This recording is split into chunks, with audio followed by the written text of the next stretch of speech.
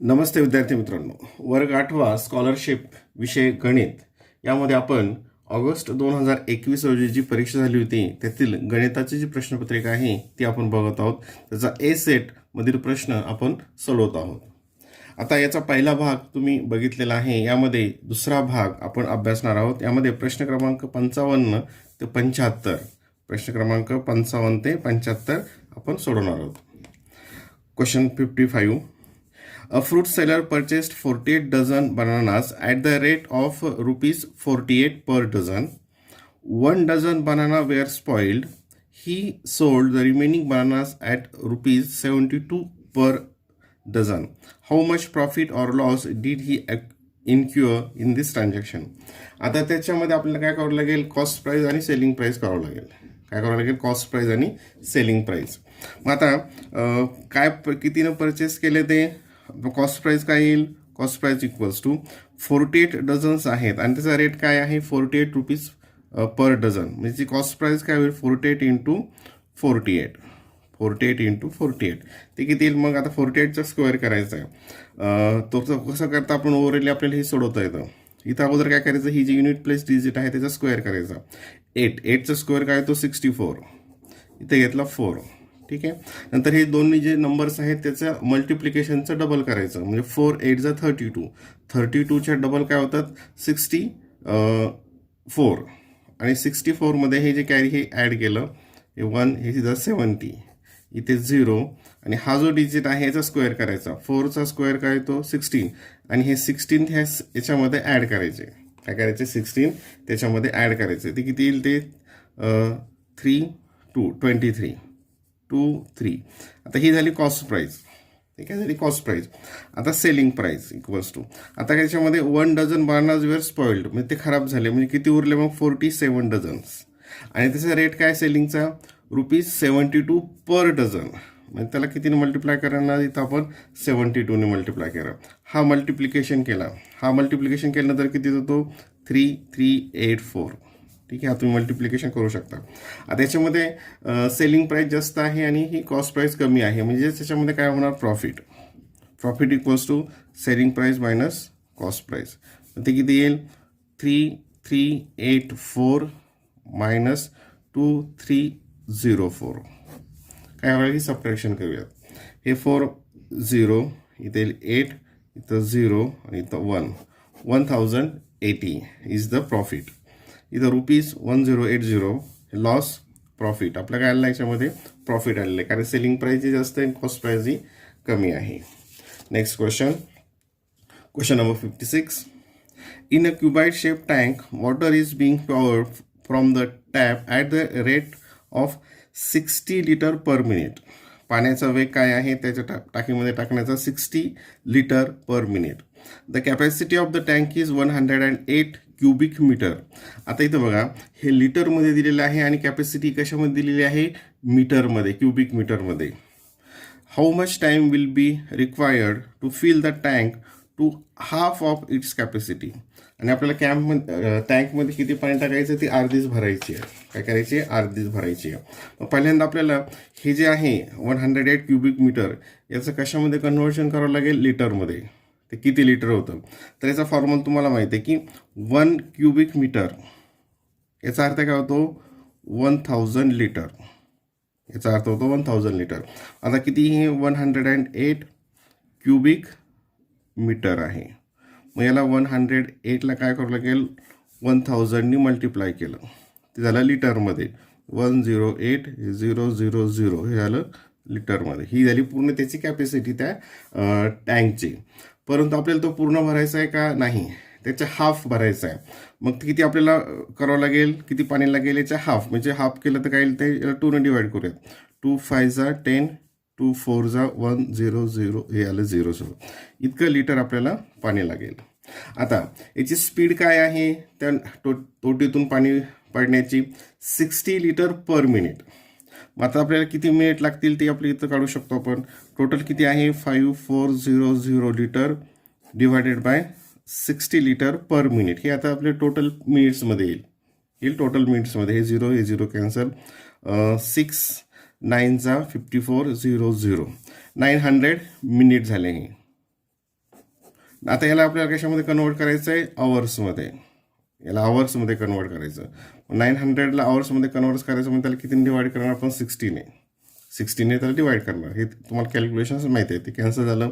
नंतर 6 1 6, इथं 3 आलं, रिमाइंडर कॅरी 6 5 किती आलं या ठिकाणी, 15 आवर्स. किती तास लागतील तो पूर्ण हाफ टँक भरण्यासाठी, 15 आवर्स. ऑप्शन नंबर 4 आहे तिथं, option number 4. Next question, question number 57. What will be the compound interest on rupees 30,000 at the rate of 12% per annum in 1.5 years? आता इथं आपल्याला कंपाऊंड इंटरेस्ट विचारलेला आहे. आता इथं आपण फॉर्म्युलेचा यूज न करता जे कंपाऊंड इंटरेस्ट कॅल्क्युलेट करण्याची जी मेथड आहे त्याने आपण करूया, ते आपल्याला सोपं जाईल.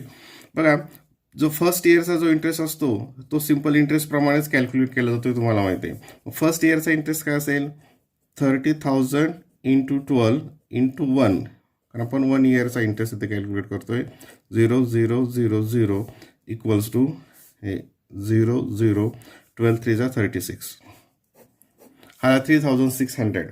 आता सेकंड इयरमध्ये काय होत असतं की हा पूर्ण इंटरेस्ट असतोच, प्लस याच्यावर कंपाऊंड इंटरेस्ट असतो, याच्यावर सुद्धा इंटरेस्ट लागतो. आता इथं आपल्याला किती आहे, नंतर हाफ इयर आहे, म्हणजे आपल्याला सेकंडचा हाफ इयर.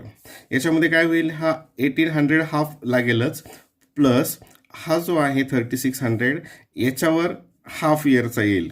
किती येईल मग तो बघा. आता याच्यावर फक्त इंटरेस्ट आणखीन ॲड होईल. 3600 इंटू 12% इंटू 1, आपण 1 इयरचा करूयात, तर त्याला हाफ करूयात, किंवा डायरेक्ट इथं जरी 2ने डिवाइड केलं तरी चालतं. 0 0 0 0 36 इंटू 12, आणि त्याचा ह्या एका वर्षाचं होईल, आणि त्याचा हाफ करायचं म्हणजे त्याला 2ने आणखीन डिवाइड करूयात, म्हणजे आपलं कॅल्क्युलेशन इथं सोपे होतील. 2 1 2 2 6 36 इंटू 6, ते किती येईल आता, 6 6 36 कॅरी 3, 6 18 प्लस 3 216. म्हणजे बघा, टोटल अमाऊंटचा फर्स्ट इयरचा इंटरेस्ट आहे 3600. मग सेकंडचा ही जे टोटल अमाऊंट आहे, टोटल अमाऊंटचा इंटरेस्ट हाफ असेल, कारण आपल्याला हाफ इयरचा पाहिजे, याचा हाफ येईल तो 1800. आणि हे जे इंटरेस्ट आहे कंपाऊंड इंटरेस्टमध्ये काय होतं, इंटरेस्टवर इंटरेस्ट येतो. हा जो फर्स्ट इयरचा इंटरेस्ट आहे त्याच्यासाठी हाफ इयरचा इंटरेस्ट किती असेल, 216. आणि टोटल कॅल्क्युलेट केलं, ॲडिशन करूया. 6 1 10 प्लस 16 कॅरी 1 3 4 5 5616. ऑप्शन नंबर 4 काय येईल त्याचं, option number 4. Next question, question number 58. Using the digit only once from the one digit prime number, form greatest and the smallest 4-digit number. Which of the following option will not divide the difference between these numbers completely? आता हे बघा, प्रश्न सोपा आहे. आपल्याला काय करायचं आहे, नंबर्स फॉर्म करायचे आहेत, 4 digit greatest and 4 digit smallest. कशापासून, from 1 digit prime numbers. 1 digit prime numbers कोणते येतात, आता 1 डिजिट प्राईम नंबर्स कोणते येतात, तर ते आहे 2 3 5 आणि 7. हे आहेत 1 डिजिट प्राईम नंबर्स. ठीक आहे, यापासून काय फॉर्म करायचं आहे, greatest and smallest 4 digit number. याच्यापासून ग्रेटेस्ट आणि स्मॉलेस्ट, आणि त्याचा काय करायचं आहे, which of the following option will not divide the difference between them, आणि त्यांचा डिफरन्स काढायचा आहे. इथपर्यंत प्रश्न कळाला, तर पुढचा आपण नंतर बघूया. आता ग्रेटेस्टसाठी काय येईल, 7 5 3 2, हा ग्रेटेस्ट झाला. स्मॉलेस्टसाठी 2 3 5 7, याचा डिफरन्स काढायचा, म्हणजे ते सबट्रॅक्शन करायची. याची सबट्रॅक्शन किती आहे, 12 -7 5, ते 1 आलं. 13 - 6 7, इथे 1 येईल. 5 - 4 इथं 1, आणि हे इथं 5. कोणती नंबर आली ती मध्ये डिफरन्स, 5175.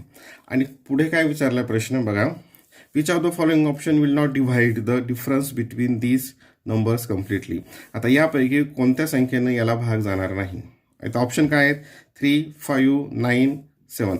आता 5ने तो भाग जाईलच, कारण इथे युनिट प्लेसला 5 आहे, म्हणजे 5ने हे डिव्हिजेबल आहे. आता 3 आणि 9साठी आपल्याला टेस्ट माहिती आहे की याची जी सम ऑफ द डिजिट जे असतात त्याच्यावर ते डिपेंड असतं. म्हणजे सम ऑफ द डिजिट किती येतात, 12, आणि हे 6 18, किती आली याची 18.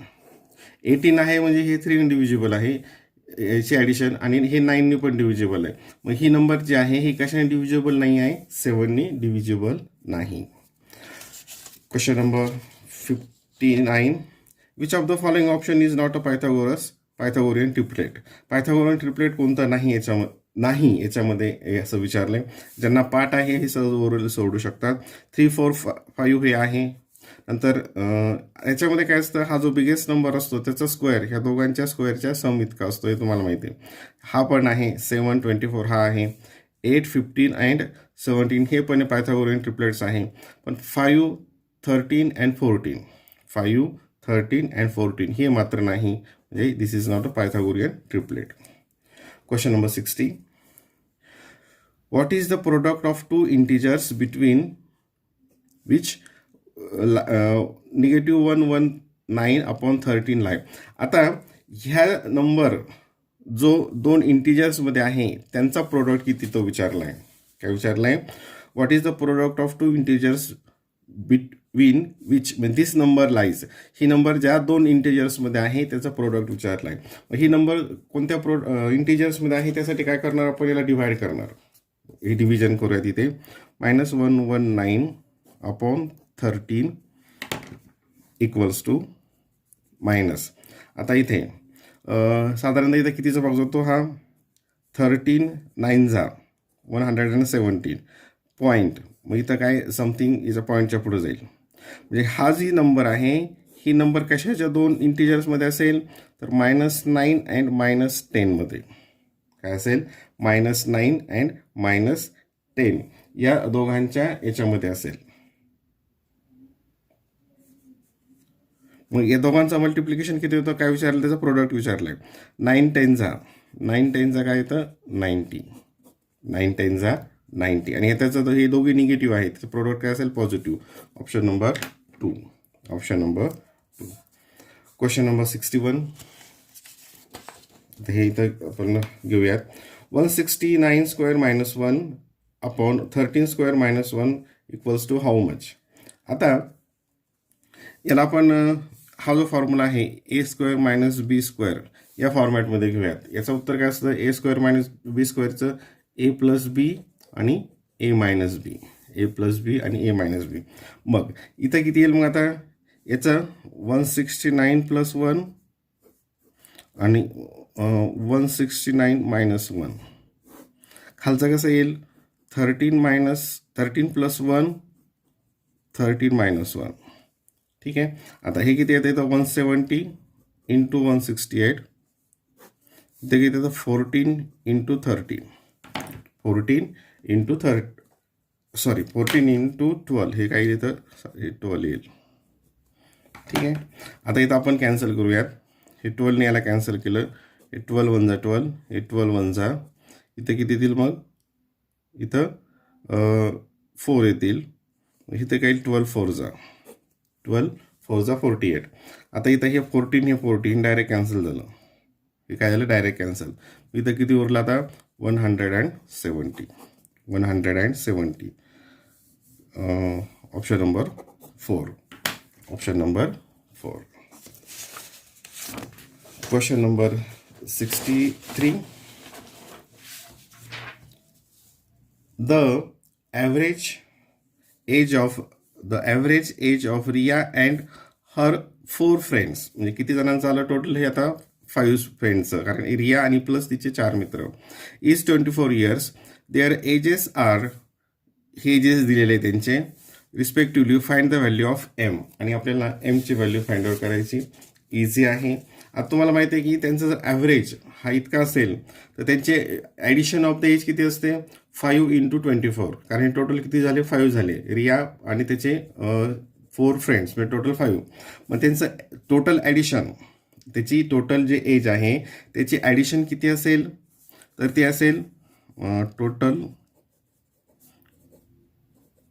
Age equals to 5 × 24 equals to 24 5 = 120. ठीक आहे. आता आपण यांची ॲडिशन करूयात. इथं मांडायची गरज नाही, आपण सरळ करू शकतो. आता वर हे जे यम्स आहेत हे त्याची करूयात. हे इथं बघा टोटल 5 1 2 3 4 5 आहेत.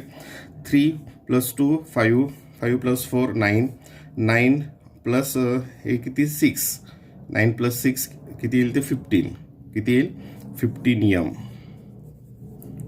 प्लस नंतर हे नंबर्स ॲडिशन करूयात. हे 3 आता इथे बघा हे 7 हे 7 हे 0 होऊन जाईल. नंतर हे -2 हे +2 हे पण 0 होऊन जाईल. म्हणजे इथं नंबर्स कोणता येणारच नाही. समजा 0 घेतला आपण 120.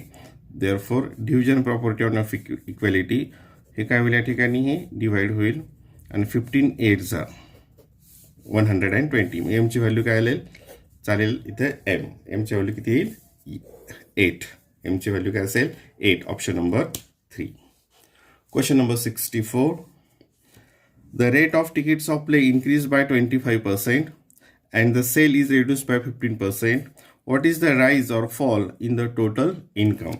आता आपण या ठिकाणी हंड्रेड्स जे आहे ते असं रेट घेऊयात. म्हणजे काय सुरुवातीला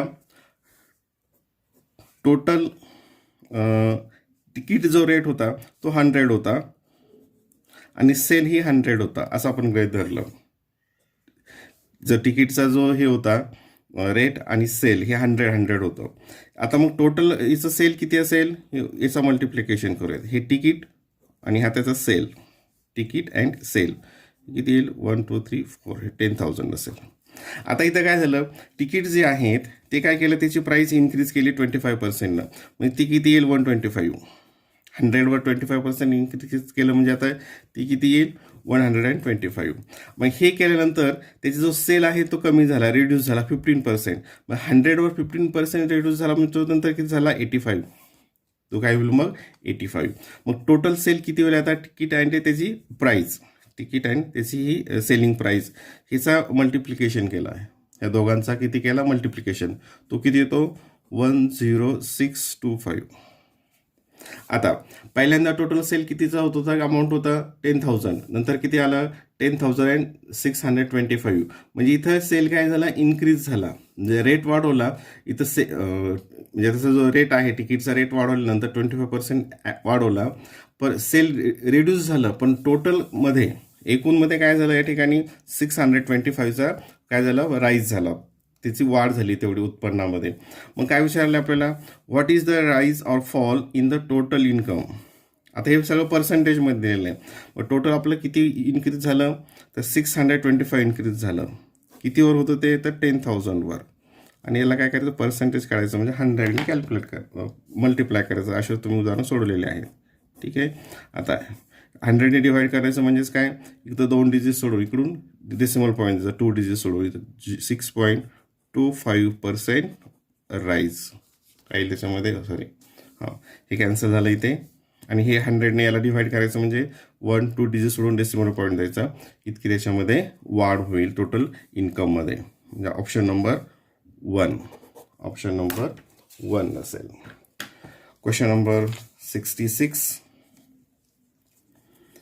The length, breadth and height of a cuboid is LBH centimeter. If LB equals to 60 square centimeter, BH equals to 24 square centimeter, HL equals to 40 square centimeter, then find the volume of a cuboid. आता आपल्याला volume काढायचा आहे. याचा अर्थ आपल्याला length, breath and height हे सगळं आपल्याला माहिती पाहिजे.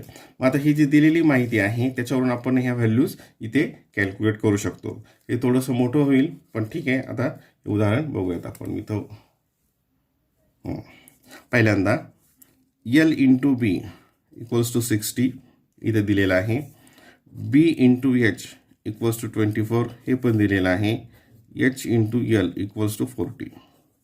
आता या ठिकाणी आपण या माहितीच्या आधारे इथं आपण काय करूयात, ही जी बी आहे बी, इथं बी किती येईल बी इक्वल्स टू हे 24 डिवायडेड बाय एच. बीची व्हॅल्यू याच्यावर आली 24 डिवायडेड बाय एच. मग आता ही बीची व्हॅल्यू ह्या इक्वेशनमध्ये आणि याच्यामध्ये टाकूयात. मग इथं जर टाकली ती बीची व्हॅल्यू तर काय येतं बघा, लेंथ इंटू एक बी किती 24 अपॉन एच इक्वल्स टू 60. हे एल आहे हे. Length equals to 60. हे इकडे काय व्हायचं रेसिप्रोकलनी मल्टिप्लाय होईल म्हणजे काय येईल ते एच अपॉन 24. काय येईल ते h/24 आणि याला आपण कॅन्सल केलं. हे किती डिव्हिजिबल येतं 6ने 12ने डिव्हिजिबल आहे. 12 1 जा 12 2 जा 12 5 जा 12 2 जा इथे 12 5 जा. मग हे किती होईल आता या ठिकाणी 5h/2 ही काय आली ते लेंथ आली. काय आली लेंथ या ठिकाणी आली. नंतर हे एक झालं. आता ही एल आणि इथं एल काय येईल L equals to 40/L sorry 40/H. हे ऑप्शन इक्वेशन 2 हे इक्वेशन 1. आता 1 आणि 2 वरून इकडे एल आहे इकडे एल आहे म्हणजे ही जी व्हॅल्यू आहे इकडची काय असेल ही सारखीच असेल. इकडची व्हॅल्यू काय असेल सारखीच असेल. म्हणजे काय येईल 40/H इक्वल्स टू इकडे किती आलं 5h/2 5h/2. मग क्रॉस मल्टिप्लिकेशन केला किंवा हे इथं आपण हे कॅन्सल करू शकतो. 5 1 जा 5 5 8 जा आणि आता क्रॉस मल्टिप्लिकेशन काय येईल इथं h into h² equals to 8 into 2 16. h equals to काय असेल 4. hची व्हॅल्यू काय येईल या ठिकाणी 4. मग आता ही hची व्हॅल्यू इथं आपण 4 ठेवली. आता इथं बघा हे थोडं समजून घ्या. इथं 4 घेतला h तर b किती असेल मग इथं टोटल याचं मल्टिप्लिकेशन आहे 24. मग हा किती असेल या ठिकाणी 6 असेल. बी किती असेल 6 इंटू 4 24. हा बी येतं आता इथं 6 ठेवला एल किती असेल मग 6 10 जा 60 एल आलं. आता एच एल इथं हा 10 ठेवला मग या ठिकाणी एच तर ऑलरेडी आपल्याला 4 आलेलं आहे. मग आता इथं एल किती आलं आपलं 10 बी किती आलं 6 आणि एच किती आलेलं आहे 4. एच आलेला आहे 4 आणि आपल्याला काय करायचं आहे त्याचा व्हॅल्यू म्हणजेच काय मग याचं सर्वांचं multiplication length into breadth into height 10 into 6 into 4 60 into 4 0 आणि हे 24 6 240 cubic centimetre 240 cubic centimetre. Option number 2 काय लिहायचं ऑप्शन नंबर 2. कळालं नसेल तर एकदा परत बघून घ्या. इथं आपण एलची व्हॅल्यू याच्यामध्ये बीची व्हॅल्यू इथं काढली आणि ती ह्यामध्ये ठेवली. एल आणि एल इथं सारखं येतं याच्यावरून ते सोडवलेलं आहे. Question number 67 solve the equation and find the value of x. 67 बघा solve the equation and find the value of x. आता हे इक्वेशन सॉल्व करायचं म्हणजे याचं आपण ॲडिशन आहे ही ॲडिशन आहे. आपला जो रूल आहे ॲडिशनचा त्या रूलप्रमाणे आपल्याला इथं सॉल्व करायचं आहे. पण आता इथं बघा समोर 0 आलेलं आहे. इथं काय आलेलं आहे 0 आलेलं आहे. मग इथं एक्सची व्हॅल्यू काय असेल इथं एक्सची व्हॅल्यू काय घ्यावं लागेल. इथं जर हे घेतला इथं 0 इथं एक्सची व्हॅल्यू ह्या ऑप्शनप्रमाणे घेतली 0 घेतली 0 -5 इथं येईल -1 आणि इथं याची व्हॅल्यू इथं 0 घेतली 2/2 त्याचं काय येईल 1 येईल. म्हणजे हे -1 + 1 0 म्हणजे इथं काय येते एक्सची व्हॅल्यू येते 0 येते. हे सहज आपण ओव्हरले सोडू शकतो. पण ठीक आहे आपण याचं मेथड बघूयात. हे तुमच्या लक्षात म्हणजे हे ऑप्शन घेतलं एक्सची व्हॅल्यू 0 घेतली 0 - 5 हे -5 ही -5 5 इथं -1 असेल. इथं 0 + 2 इथं 2 जाईल 2/2 म्हणजेच 1 असेल. -1 आणि +1 0 म्हणजे याची व्हॅल्यू काय असेल 0. ऑप्शन 1 आहे. आता याचं जर क्रॉस मल्टिप्लिकेशन करायचं आपल्या रेग्युलर मेथडनं तर काय होईल याचं आणि याचं मल्टिप्लिकेशन करावं लागेल. ते किती येईल मग 2x - 10 याचा आणि याचा मल्टिप्लिकेशन प्लस 5x प्लस 5 2 जा 10 अपॉन 5 2 जा 10 इक्वल्स टू 0. आता या ठिकाणी हे 10 कॅन्सल झालं. हे काय आलं 7x हे 10 इकडे गेलं ते 0 आलं. x इक्वल्स टू काय आलं असेल तर 0. x equals to 0 option 1. Next question number 68. A semicircle is drawn over a diameter. The circumference of the semicircle is 72 units. BC कुठे BC equals to OA equals to OC. Then find the perimeter of triangle ABC. आता या ठिकाणी आपल्याला याची काय दिलेली आहे semi सर्कलची perimeter दिलेली आहे, म्हणजे सर्कम्फरन्स दिलेला आहे. याच्यावर माहितीच्या आधारून आपल्याला काय करावं लागेल, ही रेडियस काढावं लागेल. ही रेडियस आल्यानंतर ही मिळेल आणि ही मिळेल आणि नंतर मग पायथागोरसनं हे ए बी आपल्याला कॅल्क्युलेट करावं लागेल आणि नंतर मग टोटल हे उदाहरण सोडवता येईल. ठीक आहे. आता पहिले याचा फॉर्म्युला, म्हणजे रेडियस आर आहे असं आपण म्हटलं, रेडियस इज द आर. मग circumference of semicircle equals to तर हे जे असतं याचं काय टोटल असते 2 पाय आर आहे. मग ही काय होईल, फक्त पाय आर प्लस हे रेडियस 2 वेळेस आर प्लस आर म्हणजे 2r हे आलं. ठीक आहे. आणि हे किती आहे 72, किती आलेली ती 72 युनिट्स. मग आता या ठिकाणी इथं पायची व्हॅल्यू आपण ठेवूयात. या ठिकाणी पायची व्हॅल्यू जर ठेवली तर इथं किती येईल आता बघा, इक्वल्स टू पायची value 22/7 plus 2r equals to 72. आता इथे बघा, आता हे कॅल्क्युलेशन्स थोडेसे आहे त्याच्यामध्ये. 22r/7 प्लस 2r प्लस 72 आता इक्वल्स टू 72. आता हे आपल्याला इकडे सॉल्व्ह करायचं आहे. इथं काय करावं लागेल, सगळ्याला 7ने मल्टिप्लाय करावं लागेल, हे कॅन्सल होईल. म्हणजे इथं काय करणार, इथं 7ने मल्टिप्लाय करणार, याला 7ने मल्टिप्लाय करणार आणि याला 7ने मल्टिप्लाय करणार. इथं 7ने मल्टिप्लाय केल्यानंतर हे आणि हे कॅन्सल होईल. या ठिकाणी येईल 22r प्लस इथे येईल 14r, हे 7 into 2 7 into 2 14 आणि 72 into 7 7 2 14 कॅरी 1 7 7 49 आणि 49 प्लस 1 ते किती येईल 504. काय येईल त्या ठिकाणी 504. आता इथे 22 प्लस 14 हे किती येईल 6 अँड हे 36r इक्वल्स टू असं जरी ठेवलं आपण 72 into 7 असंच ठेवूयात, आपल्याला कॅल्क्युलेशनसाठी सोपं जातं.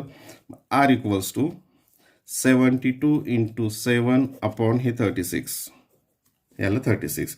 आता इथे कशाने डिव्हिजिबल होतं आहे बघा, आरची व्हॅल्यू आपल्याला काढायची आहे. हे 12ने डिव्हिजिबल आहे. हे 36 2 72 आणि याला 14.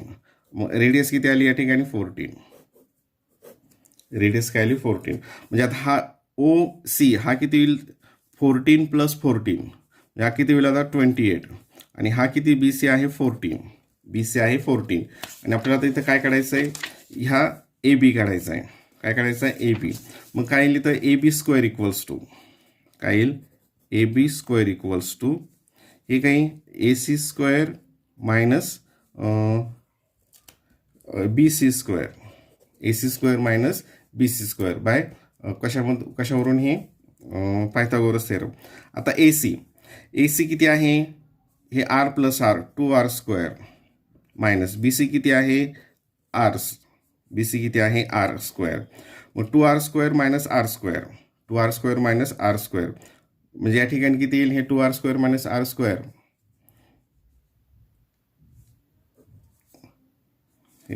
2r स्क्वेअर हे R square 4r square minus R square म्हणजे 3r स्क्वेअर ही कशाची व्हॅल्यू आली AB स्क्वेअरची. मग AB किती येईल इक्वल्स टू हे 3चं काय होईल √3 आणि R √3 आणि R. आरची व्हॅल्यू किती आलेली होती आपली या ठिकाणी 14 √3 14 √3 कोणतं आलं AB आलं. आताचे पेरिमीटर काढायची ABCची म्हणजे ह्या सर्वांची ॲडिशन हे किती 14 प्लस 28 प्लस हे 14 28 AB किती आला 14 √3 ही ॲडिशन येते 8 प्लस 4 12 हे 42 plus 14 √3 42 plus 14 √3 units 42 plus 14 √3 units. Option number 1. Next question. Which of the following option is the coefficient form of a polynomial x raised to 5 minus 4x. आता याचं काय विचारलंय coefficient form. इथे किती हे 5 आहे आणि इथं हे इथं आहे एक्सचा 1 इंडेक्स आहे आणि इकडे काय असेल मग ते 0 असेल, म्हणजे याच्यामध्ये टोटल 5 असेल आणि लास्टला 0 असेल, म्हणजे हा 5 इथं बघा, आता हे येणारच नाही, हे 5 4 3 2 1 इंडेक्स असलेलं हे आहे आणि काहीच नसलेलं हे आहे, म्हणजे option number 2. Option number 2. Question number 70.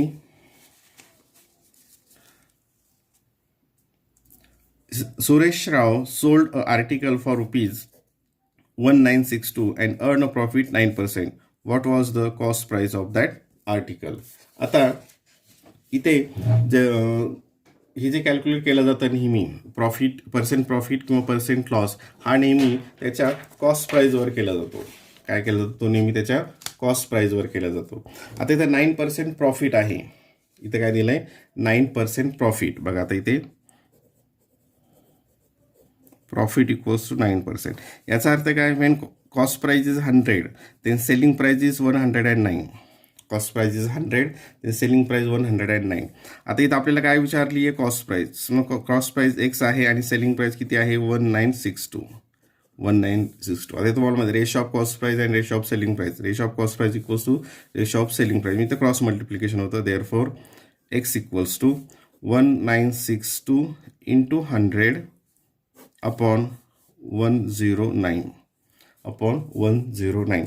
आता 109ने इथं आपल्याला डिव्हाइड करायचं याला. आता हे 109 जवळपास 100च्या आसपास आहे आणि हे 1962 म्हणजे 200 आहे, 2000च्या आसपास येतं हे.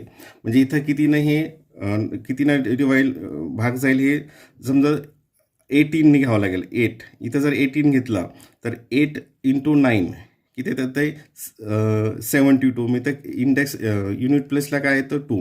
म्हणजे 109 इंटू 18. 109 इंटू 18 किती येईल ते? आता जर तुम्ही हा मल्टिप्लिकेशन केला तर येतो 1962. हे कसं आपण मागच्या वर्गांमध्ये हे बघितलं होतं ओव्हरऑल अंदाजे किती भागात जाऊ शकतो. तर इथं याचं 18 आणि ते किती आलं? 18 into 100 1800. He this is the cost price 1800. Option number 4. Option number 4. Question number 71. M is inversely proportional to n. M is inversely proportional to n. M equals to 30, n equals to 5. Write the equation of the variation. When there is inverse variation, the product is constant. जेव्हा inverse variation असतं तेव्हा त्याचा product constant असतो. म्हणजेच काय येईल तर m into n equals to 30 into 5. म्हणजे काय येईल ते 0.15. mn equals to 150. mn equals to 150. हे सरळ सरळ इझी आहे, याच्यात काही असं अवघड नाही. Then question number 72. Question number 72. आता हे थोडं काळजीपूर्वक बघा. 72. PQR आणि हे याचे बायसेक्टर्स आहेत ह्या क्यूचे आणि त्यापासून हा एक इथं ट्रायंगल फॉर्म झाला आहे. In triangle PQR angle bisectors of Q and R intersect the point O. इथं इंटरसेक्ट होतात. And measure of angle O equals to 130. Find the measure of angle P. आणि कशाची व्हॅल्यूज आपल्याला या ठिकाणी फाइंड आउट करायची आहे? Pची व्हॅल्यू इथे फाइंड करायची आहे. आता याच्यामध्ये बघा हा एक्स एक्स वाय वाय. आता ह्या एक्स प्लस वायची आपल्याला व्हॅल्यू काढायची अगोदर. काय करायचं आहे?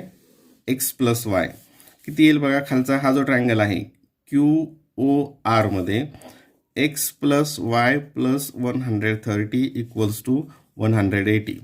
सम of the all angles is 180. मग x plus y equals to 180 minus 130. X plus y equals to 0 आणि हे किती येते? 8 हे 50. एक्स प्लस वायची किती व्हॅल्यू आली? 50. किती आली? 50.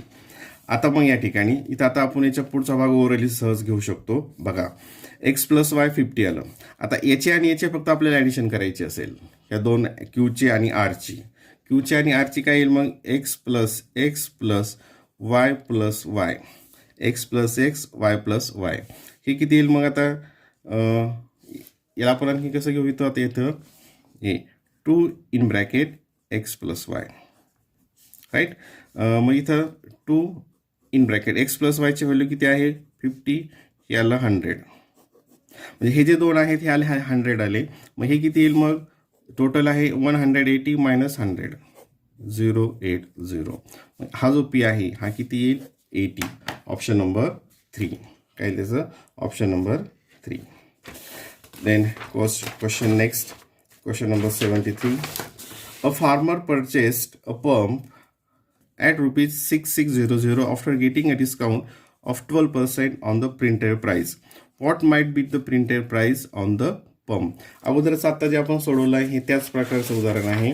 तिथं आपल्याला डिस्काउंट दिलेला आहे 12%. डिस्काउंट याचा अर्थ काय होतो की जर 100 रुपये प्राइस असेल तर इथं परत इथं घेऊयात. डिस्काउंट किती आहे 12%. याचा अर्थ 100 रुपीज जर प्रिंटेड प्राइस असेल ती वस्तू तुम्हाला कितीला मिळेल 88ला मिळेल. ती वस्तू कितीला मिळेल 88ला. मग एक्स रुपीज प्रिंटेड प्राइस आहे आणि ते कितीला मिळाला पंप 6600ला 6600. ठीक आहे. देअरफॉर आता हे x equals to cross multiplication होता. मग 6600 इंटू 100 अपॉन 88 एक्सची व्हॅल्यू आपल्या इथं सहज मिळते. आता हे तो डिव्हिजेबल आहे. हे याला 11 इथं 22ने करता येतं. 22 3 जा 30 66 is 00 and 22 4 जा 88. 4ने याला डिवाइड केलं. 4 1 जा 4 4 2 जा आणि 4 5 जा काय आलं ते 300 इंटू 25 इक्वल्स टू हे 00 आणि 25 3 जा 75 7500. मग त्याच्यावरची जी प्राइस असेल प्रिंटेड प्राइस ती किती असेल 7500 प्रिंटेड असेल. त्याच्यावर 12% डिस्काउंट दिला तर तो पंप कितीला आला 6600. Instruction for question number 74 and 75. The sale of and the purchase of merchant for the year 2017 for 3 months is shown through a bar graph. Observe it and answer the following questions. आता इथं बघा. On y-axis 1 centimeter equals to 1000 rupees. हे जे dark आहे हे purses आहे आणि जे व्हाईट जे आहे ते सेलचं आहे. What type of bar graph is it? आता हा कोणत्या प्रकारचा आहे तुम्ही सहज सांगू शकता. हा काय डिवायडेड बार ग्राफ. कारण त्याच्यामध्ये दोन्ही एकाच दिलं असेल बारमध्ये त्याला आपण काय म्हणतो डिवायडेड बार ग्राफ. हे याचं ऑप्शन 1. आता क्वेश्चन 2 बघा. हा थोडासा मोठा आहे. Find the ratio of total purchase to the total sale. मग टोटल परचेस आणि टोटल सेल याचा काय करायचं आपल्याला इथे रेशो काढायचा आहे. आता बघा इथे मग टोटल परचेस इथं स्क्रीनमध्ये थोडंसं इथं वर सरकवतो तर स्क्रीनमध्ये लवकर येत नाही कंप्लीट. इथं टोटल परचेस इथं घेतो. इथं पी इक्वल्स टू परचेस आणि सेल काढल्यानंतर आपण मग त्याचं रेशो काढण्यासाठी खाली सरकूयात. आता परचेस कोणता आहे हा याने कलरने दाखवलेला आहे परचेस. मग हे किती इथे तर 7000. हे किती 7. हे किती आहे इथं 2च्या पुढं आलं म्हणजे 2500 आणि हे किती आलं इथे 3च्या पुढं आलं 3500 म्हणजे ते किती येते बघा. हे पहिलं आलं 7000. हे आहे इथं ह्या मंथचं मेचं परचेस आहे 2500 आणि हे किती आहे 3500 000 5 + 5 10 कॅरी 1 7 + 1 8 9 10 11 12 13 हे आलं 13000 आलं परचेस्ड. आता काय करायचं आपल्याला सेल काय काढायचं आहे सेल. मग सेल या ठिकाणी इथून इथपर्यंत हे किती इथं 1 2 3 7 पासून 10 पर्यंत. मग हा झाला इथं 3000. हा आणि हा हे सर्व हा जो सेल काढला इथं किती आता हे बघा इथून हा इथपर्यंत हा 6 आहे.